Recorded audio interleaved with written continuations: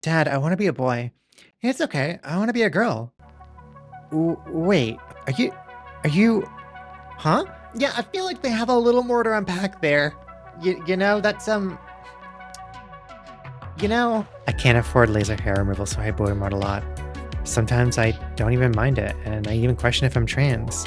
That is until I hear those dreaded words. Anything I can help you with, sir? I'm definitely trans. How many trans people does it take to change a light bulb? Just one, but they need 3 specialists to sign off that the room is in fact dark, and then have to sit in the dark room for 6 years to prove that they really want it changed. Me trying to explain how I don't like my masculine body. My family. Oh, but you're so handsome!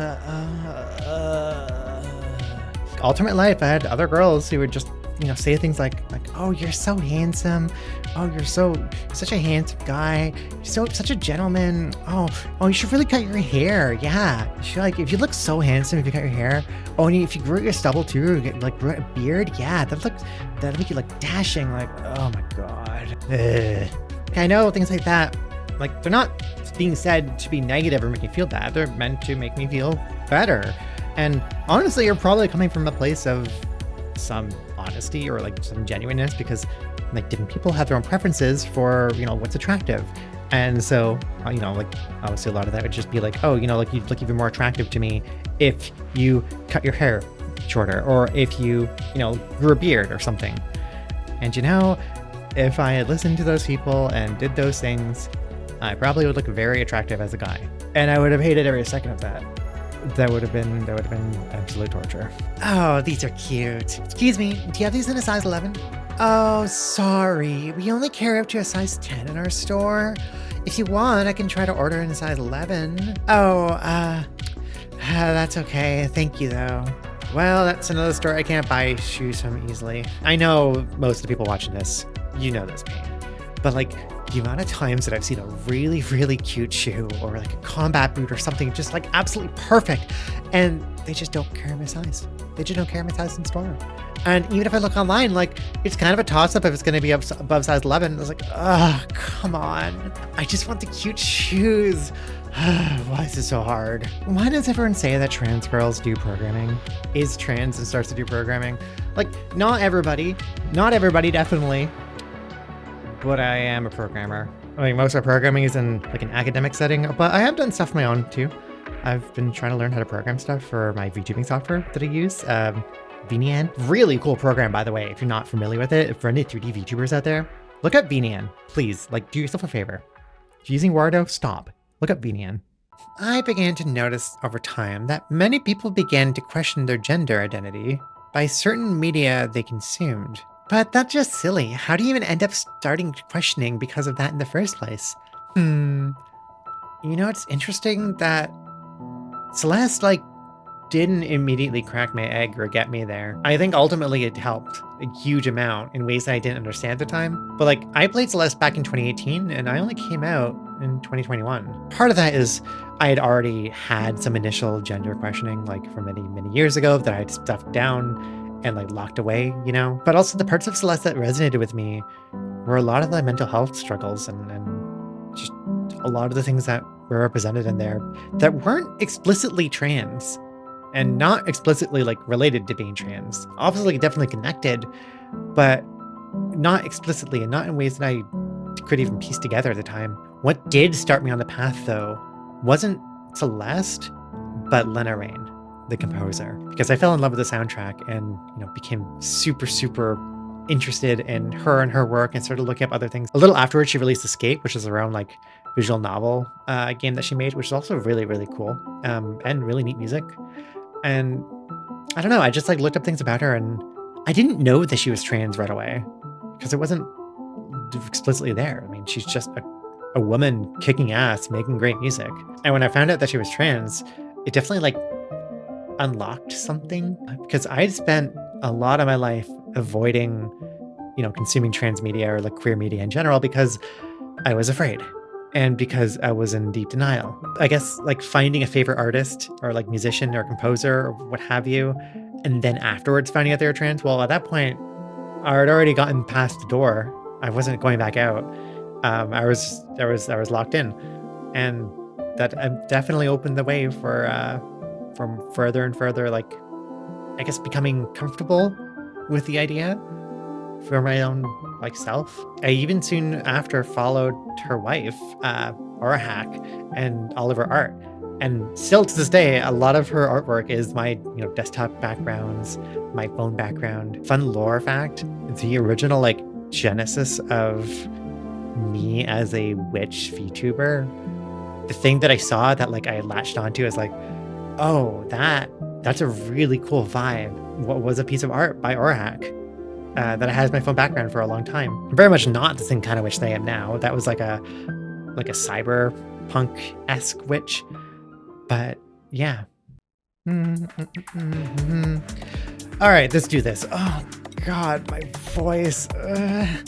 Yeah, this is super familiar. Yep. Now, honestly, this is a big reason why it's so hard to record things sometimes, because like I go sit in front of my computer, I'll get everything ready to record. I go to read something and I'm like, oh God, is that what I sound like? And it's not just how it sounds, it's how my voice feels too. Like some days, like I just can't, I don't know, talk right. It like doesn't feel like I'm like able to verbalize or like hit the same kind of tone that I feel comfortable with. And yeah, that sucks. It really, really sucks. Why do you insist on invading the privacy of women? What? Yeah, it's kind of unhinged to be like this preoccupied with what people are doing in toilets, right? Right? How come you always pick the female characters in these games? Huh? Oh, it's because they're cute. They get more outfit options? I'd rather stare at a girl's ass than a guy's. Yeah, you keep telling yourself that. I mean, yeah, absolutely. I've tried to do all these excuses on myself. See where that got me. Trans people will say I don't pass and then literally do this. Lame. Also, don't call me out, okay? All right. What? You want to know if I have any problems tucking? Well, let's just say that's not a problem if you don't have much to tuck away to begin with. Yeah. I mean, that's also something that just doesn't need to be asked for anybody else, like, at all. Or is there any way I can get rid of my 5 o'clock shadow? I'm embarrassed to go in public without a mask. Makeup is your friend here. It really sucks that it's something that we have to kind of manage around, but there are ways around it. What you want to be looking into is color corrector, because like the hairs coming in the 5 o'clock shadow is generally going to create a cooler tone. And so you want to counterbalance that with a warmer tone, like more like reds and oranges. There's a lot of recommendations online. I'm definitely not a makeup guru, but that's kind of what you want to do. You want to counteract the tone change so it doesn't really impact anything. So you put on your primer, your color corrector, and then you put your foundation on top of it, and then you're good to go. Why it took me so long to realize I have dysphoria? yeah, well, when you're constantly depressed, you don't really notice. Yeah. I really don't believe that dysphoria should be the main like measurement or guideline for like how trans somebody is, or like whether somebody is trans or experiencing that kind of thing, because it's really not a good measurement to use. Not everybody is dysphoric, first of all. Like, trans people can be trans and not have dysphoria. And even among the trans folk who are dysphoric, it can be really hard to recognize. It's kind of something that, like, you understand better in retrospect a lot of the time, like, everybody's experience varies. But for me, especially, I didn't realize how dysphoric I was. Absolutely not. Definitely thought I wasn't for a long time. Like, I convinced myself that, yeah, these things bother me, but, I can't possibly be experiencing what other, like more valid quote unquote trans people are experiencing. But in reality, yeah, pretty much this. I was constantly depressed and constantly just like not comfortable in my own body. So I didn't really know anything different. I didn't have any other frame of reference. So how would I be able to recognize like that wasn't how I was supposed to feel, The big realization for me was coming to terms with the fact that I wasn't comfortable. I didn't know what being comfortable meant, because like I just didn't know what that felt like. I didn't know what it felt like to feel comfortable in my own body, to feel comfortable in a different space. I didn't realize how uncomfortable I always was until I finally got to experience what it was like to feel comfortable in like around somebody else or just in my own body. And, you know, had that realization of like, oh, wait a minute. I wasn't always supposed to feel so bad all the time. If your gender identity is in question and, you know, like just the thought of you being trans or non-binary or something under the umbrella is something you're wondering or trying to like sort out, and you're not sure if you're really experiencing dysphoria and if that means you're not valid or like if that means like there's something else going on, genuinely don't focus on dysphoria. Don't use that as a measurement or a guideline for how trans you might be or anything like that. Honestly, I found that following like the things that make me euphoric, the things that make me comfortable, the things that like I actually get excited about and happy, following the joy, I find that way more informative. Whoa, miss. Oh, you look super cute, especially the makeup. Aww. A little tip for painting your nails. You can make your nails look broader or slimmer if you leave little gaps on the sides, which can do a surprising lot for how your hands look. Wait, really? I never thought of that. Huh. I'm gonna have to try that. Oh, fuck. Hey, what's up? I'm out of tea blockers. Oh, just order more then. No, you don't understand. Oh my god, Faye, are you okay? It's happening. Stay back.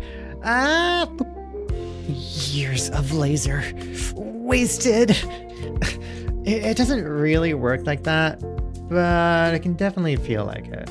If trans femmes want to experience periods, is the trans mask version of that wanting to be hit in the balls? I don't.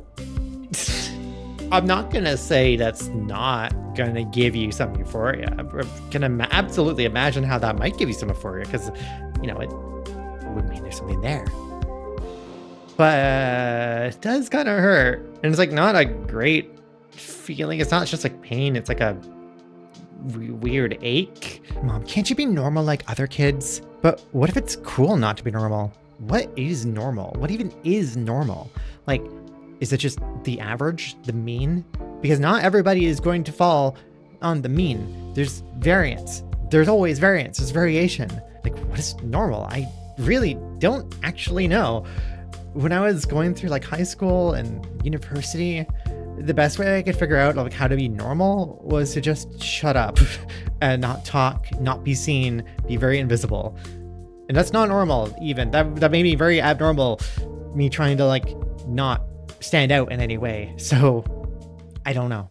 Oh, Skullgirls, I love this game. Yeah, Panda told us it was a super plural game. Oh yeah? Yeah, I'm not crazy with the parasites since I don't want alters to feel like parasites, but I don't think it was designed to be a direct metaphor. But good representation makes me feel seen. I wish there was more of it. What about your comics? Didn't you say you wanted to discuss plurality?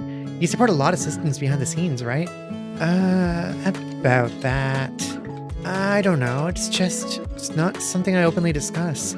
I just know there's experts who will suddenly appear to tell us how we're faking. I'm worried that will hurt the alters. Besides, our communication is spotty at best, so I can't exactly get consent to show them. Plus, how would I even depict them? Colored speech bubbles, maybe? You get those idiots on your trans comics too. True. No matter the hate, you always say it's worth it to help someone, right? Yeah, that really is what keeps me going. Also, I can ask everyone for you. I didn't think of that. That's a wrap. Player one You're pretty bad at this, aren't you? Yeah, well, I'm still learning. So I feel like I'm in the same boat as WellDrawnFish. Hi, I'm a plural system. I also don't like to openly discuss it very much. And, well, I'm just shy, but also, yeah, I'm just kind of expecting and we're just waiting for people to eventually be like, oh, you're just faking it or whatever. I'm very cautious about attracting too much unneeded hate towards me, and people can be kind of shitty about plurality online. More so coming from gatekeeping, unfortunately. Just people being like, well, you're not experiencing this the right way, or yada yada, and therefore you're faking it. It's a lot of garbage online. I do want to make one thing clear though. My spaces, whether they're like, you know, the YouTube videos or streams or the Discord server, are all plural inclusive, and I do not tolerate any gatekeeping of any kind. It shouldn't matter how your system works or how you discovered plurality or what your system looks like, what your experiences are like, how you may have become plural. Your experiences are your experiences, nobody else's. And other people should never have the right to deny or reject or keep your experiences, because other people don't know other people's experiences. We can only ever know our own experiences. If you notice that we have at least a little bit of like plural inclusion in all our videos, at least somewhere, that very much is very intentional. I want to make sure that my spaces feel welcoming to everybody, you know? Maybe over time I'll get a little better about sharing my own experiences, but at least for now, I hope that, you know, the inclusion I can put in my videos is helpful, at least a little bit. Hey, short intermission today. I just wanted to do a quick little art display to show some cool commission art. Like here's some artwork by Kayla Artwork that I just commissioned for. It's fantastic. Also, here's some cool fan art that we've gotten. This kind of fan art's been like really, really, really cool to see. We don't often get stuff, but you know, if anybody ever does some fan art, please like tag us or like ping us. Honestly, just like send it. You can DM fan art absolutely on Twitter or Blue Sky. I'm gonna start trying to use Blue Sky. Not that I tweet or like send messages much, but I will be looking at things on there, I guess. And also, huge thank you for anybody who's joined our Patreon and like are subscribing on there. I really didn't expect too much from Patreon. Like I know we upload very slowly and kind of work through things at a very snail pace. To be fair, this video is still coming out faster than the last one. So it's kind of an improvement, maybe. And the people who are YouTube members right now too. I'll put them over here. Hi. You know, we're still not like doing things as fast as we want to and like getting things done as frequent and fast as we want to. So like, I am sorry that we had to wait between each video for so long. But like, hey, if you want to see other meme videos, there's like a bunch of other creators that are like starting up or have been like slowly growing over the past while that are really cool. Like our friend Kat, Cafe Foxtail, started doing trans memes, and they're really nice. Like very ASMR kind of like calming voice, and she's very cool. Nagi is also started doing stuff on YouTube, and her videos are really fun. And I know she streams on YouTube and Twitch, I think. I hope these intermissions aren't annoying, by the way. Like, I like to be able to chat with people. You've seen my videos, and if you've been to my streams, you know I'm very, very, very talkative and just like to discuss and chat things. And I can't really talk to people in a video the same way that I can on stream. And you know, a lot of what I'm doing is just sharing my thoughts. So it's nice to just have a second to say, hey, thank you for watching. Thank you for being here. Thank you for being you. And thank you for supporting. Because I really didn't expect any of this, you know? Like, I didn't expect so many people to find the stuff that we do like resonates with them so much. I didn't expect people to come to our Twitch channel from YouTube. Like, that is still like the coolest thing to me. Thank you for coming by. Or the people who join our Discord. Like, it's really cool, and I'm really grateful. Anyways, I don't want to keep you all too long, so back to the video. So when are you getting the surgery? There's so much more to it. An entire spectrum, like HRT, waiting for months to years, social transition, internal readjustment, not to mention ours involving hair and voice. Why the hell is the first question always about surgery? Oh my God. Seriously, like, why is that so common? Why is that what everybody wants to know? You don't normally ask people about surgery like that. Like, that's not like it's very invasive. Also, like, there's an assumption that everybody makes with this question, right? That you're already assumed to get the surgery, so when is it going to be? Not like whether or not you're even going to get it. Not even your opinion on it. It's just kind of, so when is this thing going to happen? I think for a lot of people, that's kind of just how they understand trans people at like a very surface level. And that's not even trying to be transphobic on their part, I don't think, because I see a lot of people do this just out of, you know, kind of their own ignorance. And it's not necessarily a bad thing. It's not their fault. It's more just a fault of overall public awareness. And it's the fault of these kind of specific things like surgery being the focus of conversations around trans people, even well before all this bullshit happening now. I see this as kind of indicative of how prevalent trans medicalist ideologies were beforehand and how we're still kind of suffering the consequences of that, of reducing trans people to just a couple specific things and that being it. I mean, yeah, there's definitely an element of like just genuine curiosity, I'm sure. It's like not understanding what the experience is and this being a tangible thing that people can latch onto. Like, oh, what is it? Oh, it's that. Well, they want to get rid of that. Okay, yeah, that makes sense. Where does it hurt? Headache? Stomach ache? Or she? Going back to what I was saying before about, you know, like when you're assigned a pronoun your whole life and that's all you know, it doesn't hurt as much. But then, you know, you try out a new pronoun and you find that gives you a lot of joy. It's really informative. And that can maybe help you, you know, figure out what your gender is and like figure out your own identity. Once you start claiming that for yourself, being misgendered then is when that really hurts. You know, like a trans-masked person who like identifies and realizes like, yeah, no, they're a guy. They prefer he, him pronouns. That is what fits best. She, her pronouns just don't work. Getting mispronounced then it's gonna really suck. This is my trans-masked brother, and transphobes think she's a girl. Too bad for them, because he will always be a man. No, he is not. That is clearly a woman. Tell your sister that she's been brainwashed by the American school system / liberal propaganda instead of supporting her obvious fantasy. Ugh. Richard Larry, sorry, Mega _1957. Come on, my Twitter user in Christ. That is MatPat of game theory.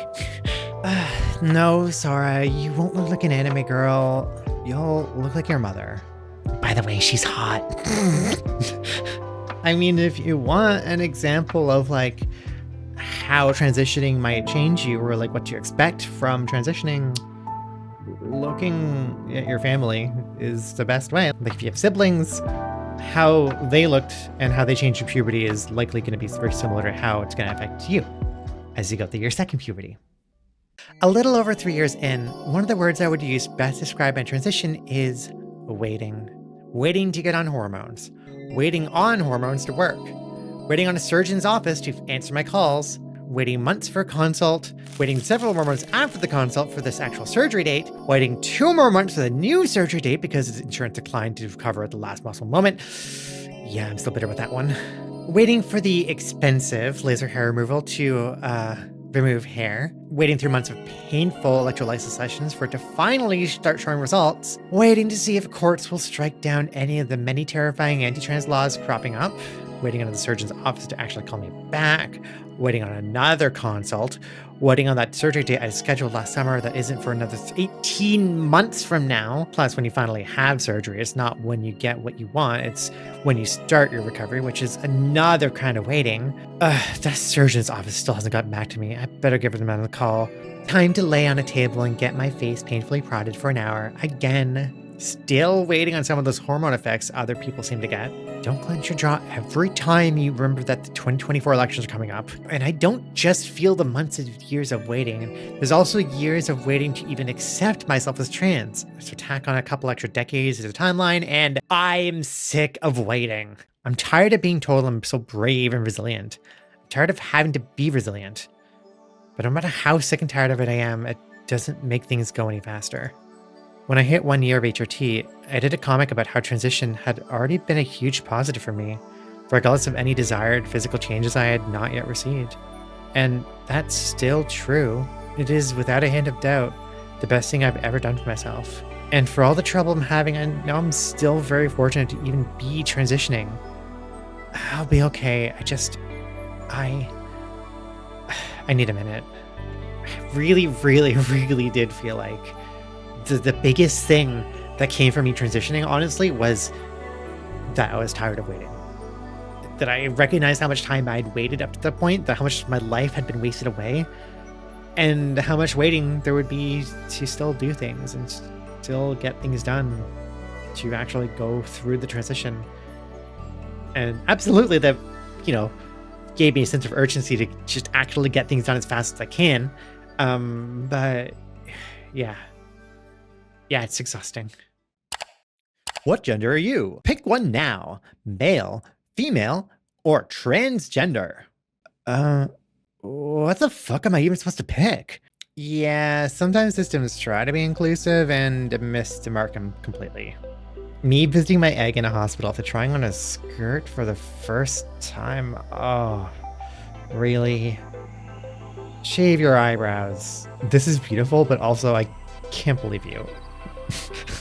You know, I commented on this and it should have been called Lost Your Eyebrows because, you know, shave, loss, it's right there. And look what happened. I got cuthberted. Unbelievable. How dare. Oh God, my therapist just asked me to do an exercise during the week. He asked me to try to personify my dysphoria and observe when she appears and what she says. My face when my therapist just made me create my battle-in? I mean, there are a lot of approaches in therapy that involve like some abstraction or some like personification or identity given to, you know, different parts of you. There's a whole field or branch of therapy called interfamily systems, in fact. It's also all very, very, very plural. Like, yeah. Or at least like plural adjacent. Hey, are you male or female? Yes. Okay, but which do you prefer? Cats. No, I mean, what's in your pants? A gun. Yeah. You want to ask again? So did I ever tell you about the time my roommate accidentally simulated gender dysphoria in VR? Too bad, I'm posting it anyways. My roommate is a cis man who sometimes makes lady characters in video games because why not?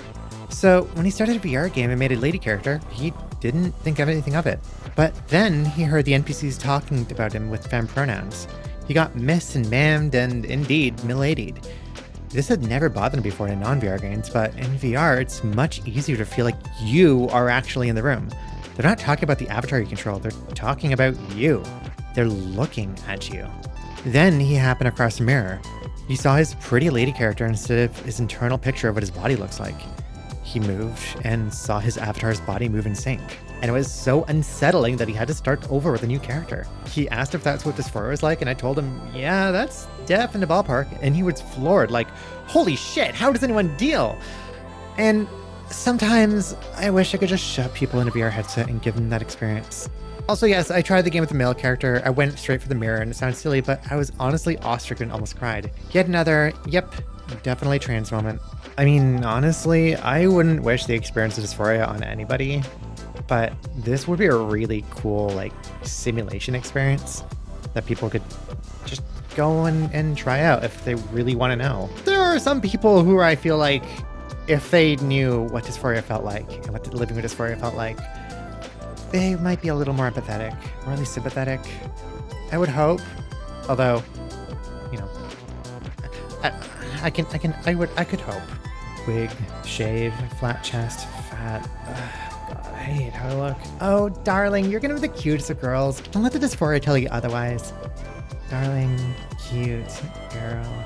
Yeah. It's really nice to just lift each other up and make each other happy, you know? I love doing this kind of thing for other people. And if anybody needs to hear it, any trans girls out there, don't let dysphoria get you down. You make the cutest of girls. You are a great woman. And for any trans guys out there, hey dudes, you're so cool. Like, genuinely, you're very cool. Like, trans guys are so cool. You kick ass. Don't let anybody ever tell you otherwise. And don't think I forgot about my MB friends out there. You're awesome. Don't let anybody define you. Trans femmes discovering bottom surgery isn't just cutting their dick off. Yeah, it's a whole thing. I mean, it's really cool and fascinating that this kind of surgery is, well, possible at all. But yeah, it's a little intense. Me thinking we get the same amount of support as other LGBTQ plus people. The entire trans community, oh, how do we tell her? Oh. I mean, yeah, it could be better. Me in bed at night thinking, I wish I was intersex and had some condition that forced me to get rid of my genitals and transition to a girl. Wait, what did I just think? It's very, very, very cis thought there. My balls are sore. I'm 1 week post-op. That is really fascinating. And I don't see people talk about that too often.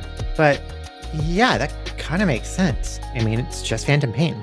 If you don't know how this happens, long story short, your brain doesn't know when you've lost a body part. Like, you know, but your brain doesn't. And specifically, like, the parts of your brain that were involved in processing, you know, your motor functioning and your somatosensory feelings, these like the feelings on your skin, like the feedback from your body, those parts of your brain will still have neurons dedicated to, you know, processing stuff for that body part. So if you lose your arm, there's still a representation of your arm in your brain. It doesn't just know that suddenly you're not getting input. Now, eventually, over time, all those regions that are not being used anymore will get redistributed or like at least repurposed for surrounding areas. But until that happens, those neurons are still there and they're still effectively wired up to your missing body part. And if there's a signal that happens in the neurons that are involved with pain processing in your arm, and you've lost your arm, it doesn't matter whether or not you have an arm. Your brain just sees the signal and then it takes that as, you know, you feel pain. And the thing with the brain is that it's very noisy. And your brain being noisy means that, like, you can get false firing patterns. Like, neurons will just fire randomly sometimes. And in the absence of any signal, that noise will get interpreted as signal because there's nothing else. And thus you will start to feel sensation in the body part you do not have because your brain doesn't care that it's not getting input. It's seeing something in the part of your brain that is meant to feel the thing. So I guess the same goes for your balls. Who would win? Shoulder dysphoria or this cute top? That is a really cute top. Like, I love off the shoulder stuff like that so much. Oh my gosh. I used to have horrible shoulder dysphoria, but then I noticed two things. Cis women with broad or angular shoulders exist, and they're hot as hell. Don't let gender norms dictate who you are. If you like that top, go get it. And honestly, that's it. Like, I totally understand things like height and shoulder width and not having the hourglass figure and foot size, shoe size, whatever. Stuff like that, yeah, it can feel really dysphoric. But the thing is that women's bodies have a lot of variation. All women's bodies have a lot of variation. Women who are tall exist. Women who have broad shoulders exist. Women with different body types absolutely exist. Women with different shoe sizes all exist. These things do not like stop you from being your gender. They're just your variants. They're just, you know, what makes you you. Everybody's different. And that doesn't make people ugly. Don't let the super restrictive and honestly unrealistic beauty standards that media like pushes and presents in front of everybody as like meaning that you're ugly if you don't fit that and that you're not pretty and that, you know, like, that you aren't your gender. That's not how that works. That's everybody is pretty and beautiful in their own right. It's variation is fine and natural and normal and good. Let me teach you what it's like to be trans, what it's like to spend years of waiting for the right people to tick the box to say you're sick enough to get treatment to be you. Do you know what it's like to be a prop for political power? To know they don't actually care? Do you know what it's like to wait years for your body to change? What it's like to work so hard to overcome every toxic gender norm? To take stock at the damage that puberty has done? Do you know what it's like to paint your nails only to see how disgusting your hands make you feel? What it's like to do your makeup wrong and see every feature you hate highlighted?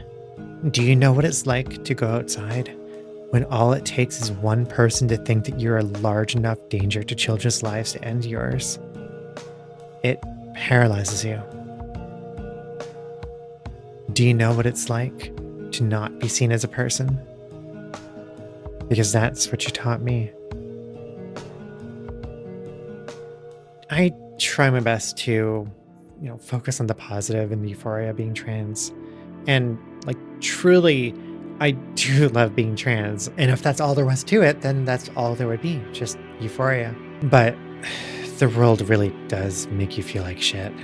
It is so exhausting to feel constantly at the middle of this crossfire from all the shit being flung at us, all just trying to get in people's way of just being who they are.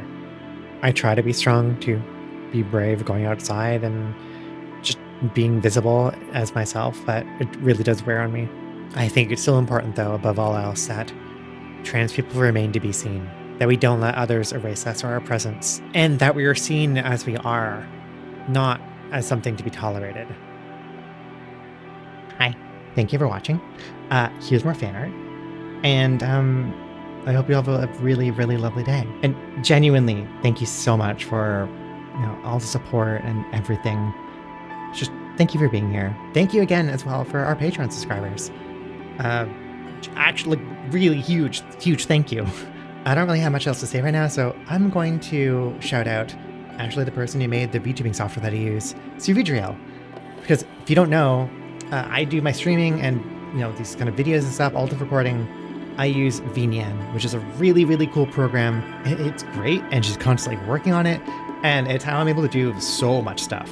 Like my tail. Not only did I model my tail, but I made the dynamics, the physics of it. Like the way that my tail wags when I'm smiling, that's through VNyan. But yeah, that's all. Take care, everybody. Bye. Mwah.